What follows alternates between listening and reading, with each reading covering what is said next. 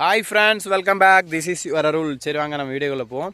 என்னடா சொல்கிறேன், நம்ம மல்லியே மிரட்டுறாங்களா யாரா அப்படின்னு தானே கேட்குறீங்க. ஆமாங்க, எமோஷ்னல் பிளாக்மெயிலுங்க. வாழ்க்கையிலே ரொம்ப கஷ்டமான விஷயம் என்னன்னு தெரியுமா? Emotional blackmail.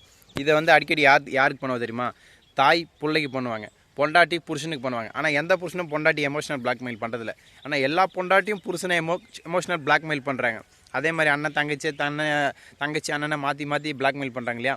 அதுதான் எமோஷ்னல் பிளாக்மெயில். இந்த மாதிரி நம்ம மல்லியை அவங்க அண்ணா எமோஷ்னலாக பிளாக்மெயில் பண்ணுறாங்க. என்னடான்னு கேட்டால், நீ இப்போ இங்கே ஏதாவது சொதப்பின, ஏதாவது செய்ய நினச்ச, ஏதாவது சொல்ல நினச்சேன்னா உன் அண்ணனை உயிரோடு பார்க்க முடியாது. நான் மனுஷனாகவே இருக்க மாட்டேன், கொலைகாரன் ஆகிடுவேன், என்னையே கொன்னுப்பேன் அப்படின்னு சொல்லிட்டு மல்லியை மிரட்ட, இதே கேட்ட மல்லி அண்ணா அப்படின்னு உருகுறாங்க. என்னங்க பண்ணுறது, உருகி என்னதான் உருகுனாலே புரோஜனம் இல்லைங்க. பனிமலையாக இருந்தால் உருகும், அது ஒரு சுண்ணாம்பு குட்டை, அது எங்கே உருக போகுது. சரி, அந்த மேட்டரை விடுங்க. இப்படி ஒரு பக்கம் போயிட்டுருக்க. இன்னொரு பக்கம் பார்த்தீங்கன்னா நம்மளோட விஜய், அவர் என்னடான்னா என்ன சொல்கிறதுனே தெரிலிங்க. அவர் ஏன் இப்படி இருக்காருன்னு எனக்கே புரியல. நம்மளோட நாகு இருக்காங்க பார்த்தீங்களா, அவங்கக்கிட்ட போய் கெஞ்சுறாங்க. போய் நாகு கிட்ட ஏன்னு பார்த்தீங்கன்னா, நம்ம நாகு வந்துட்டு மொபைல் எடுத்து கையில் வச்சுட்டு இருப்பாங்க, மல்லியோட மொபைலில்.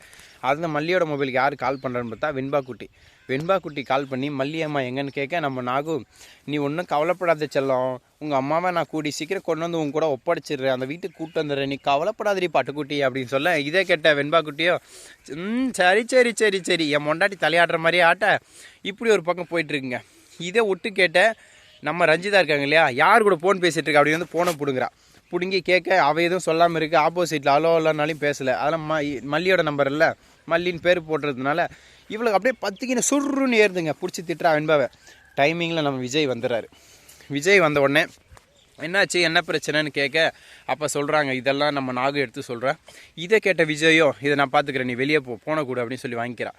வாங்கிட்ட உடனே அதுக்கப்புறம் என்ன நடக்குதுன்னு பார்த்தீங்கன்னா, இவர் நாகு கிட்ட பேசுகிறாங்க, எதுக்கு கால் பண்ணிங்க இப்படி தான் அப்படின்னு சொல்ல, உடனே நம்ம விஜயம் சரி நீங்கள் சொன்னது நல்ல விஷயம் தான், மல்லியை எப்படியாவது என் கூட சேர்த்து வச்சுருங்க, அரவிந்தை கழட்டி விட்ருங்கன்னு மல்லியை போட்டு கெஞ்சுறாரு. இதெல்லாம் என்ன பொழப்புன்னு எனக்கு தெரிலிங்க. எனக்கே டிப்ரெஷன் ஆகுது இதெல்லாம் பார்க்கும்போது. இது எப்படிக்குதுன்னா புலிவாலை பிடிச்ச கதையாக இருக்குங்க. இல்லை நாய் கல், இந்த மாதிரி கல்லை கண்டா நாயை காணோம், நாயை கண்டா கல்லை காணோம், புலிவாலை பிடிச்சி ஒரே மரத்தை சுற்றுன கதை மாதிரி இப்படி போயிட்டுருக்குங்க. வடிவேலை விட்டு அம்பு கூட கரடி மேலே போய் விழும். ஆனால் இந்த சீரியல் இந்த ட்விஸ்ட்டு முடிகிற மாதிரி தெரியலிங்க. இப்படி தான் ஒரு பக்கம் போயிட்டுருக்கு.